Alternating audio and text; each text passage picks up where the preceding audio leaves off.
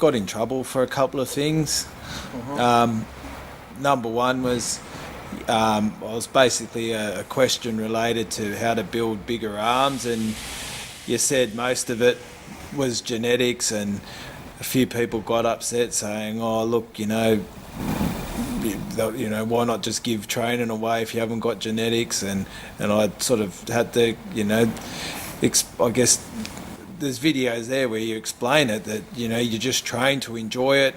If you got good genetics, well then the reason I said give it away is because it's for those people out there who make bodybuilding their life. They train every day and train, and then on top of that they start pumping all the fucking drugs to a point where they're abusing the steroids, and to those are the ones I said give it away. Now if someone just wants to train and be healthy, that's great. Go to the gym, train, be healthy. You can still build a nice physique, but it's the ones who are out of touch with reality, who think they're going to become bodybuilders or pro bodybuilders, who their whole life is just train, no outside life.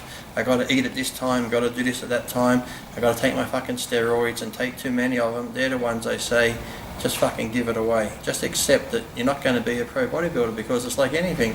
I can go play basketball every day, but I'm not going to become a fucking professional basketball player. I can go fucking play golf. I'm no good, like I'm better off a mini putt. So, but I'll be like me, just trying to do something like that, play soccer every day and do everything I can and just devote my whole time, when I'm never going to be a great soccer player, but I'll tell you, fuck you, I'm going to be good as Beckham. You watch me every day, and you'll be like, look at this fucking dickhead out there. He thinks he's going to be like David Beckham, when I'm out there looking like a fucking idiot every day.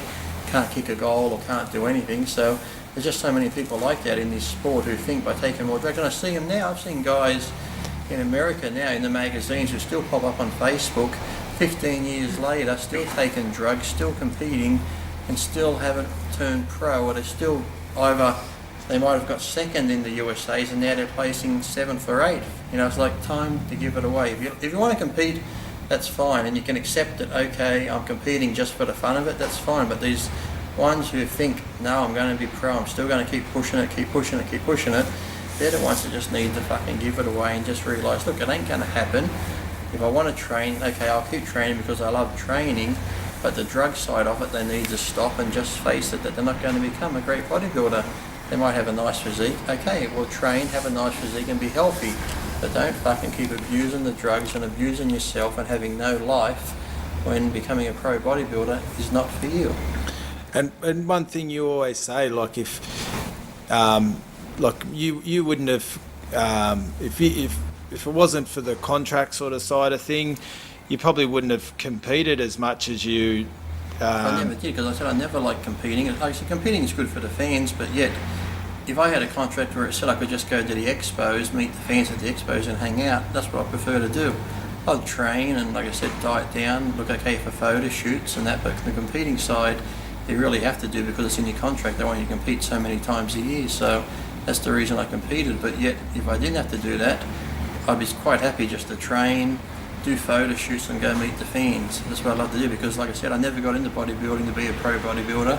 I just wanted to look like He-Man. It so happened I started competing and things fell into place where I won shows and ended up getting my pro card, and then got contracts, and in the contracts, like I said, they wanted you to compete, but I never once said I'm going to be a pro bodybuilder, which sadly young kids these days who haven't even done a local show say they're going to be a pro bodybuilder, and they'll listen to somebody like that fatwick Boston Lloyd and think, okay, this is what I have to do, take these godly amount of drugs to do it, when they just end up having problems and fucking injuring themselves, mentally in the head, physically in their body, body-wise as far as muscles and joints go, and internally as far as their internal organs go, because they're fucking abusing too many drugs.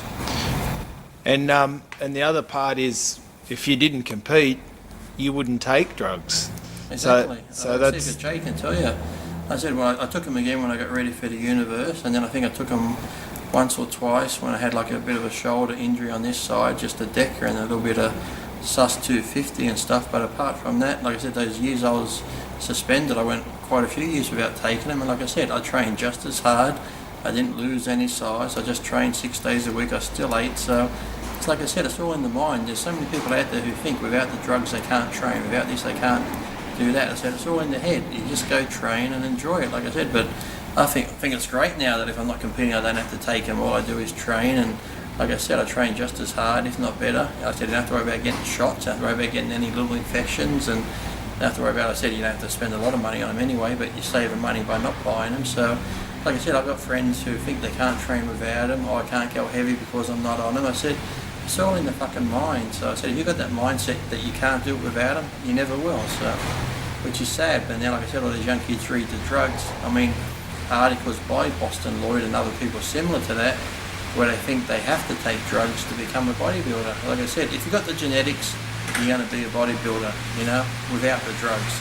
Your body will respond to training and eating and stuff like that. So, and that's the way you want to go, and you've naturally got that physique and you've got the God-given genetics to do it, then you'll become that way. But like I said, if you haven't got it, no drug in the world's going to make you a bodybuilder, no drug in the world's going to make you a Barry Bonds or that sort of thing, no drug in the world's going to make you a Carl Lewis and run fast. So you've got to be happy with what you're born with, and then, you know, find what you're good at and then stick to it. So that's what you need to do in life. So some people just aren't born for bodybuilding. You could have a nice physique, but you know, you might have a fucking superb brain where you're going to be the best fucking computer analyst in the world. So go do that. You know, I've seen so many people, like I said, I had that one guy write to me once, he sent me some photos. He was in his 5th year of being a doctor. He said, I want to be a pro bodybuilder, blah, blah, blah. I'm going to quit being a doctor and do this. I said, listen, I said, why do you do that? I said, you can still be a doctor and train, have a nice physique. Yeah, so he sent me some photos, and I said, look, I'm being honest.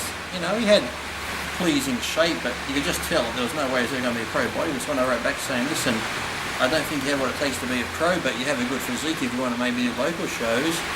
Don't quit your thing. And he wrote back, fuck you, fuck this, I'm going to give up this. So it's just stupid that, you know, somebody would throw away being a doctor and having a career like that and put it all into wanting to be a bodybuilder. I've seen it happen so many times where people have had jobs, quit their jobs in hopes of being a bodybuilder and end up on the dole or end up unemployed or end up selling drugs to make their money so they can follow this bodybuilding lifestyle, which is sad. And I've seen some people die, so trying to follow their dream doing it, so it's just ridiculous.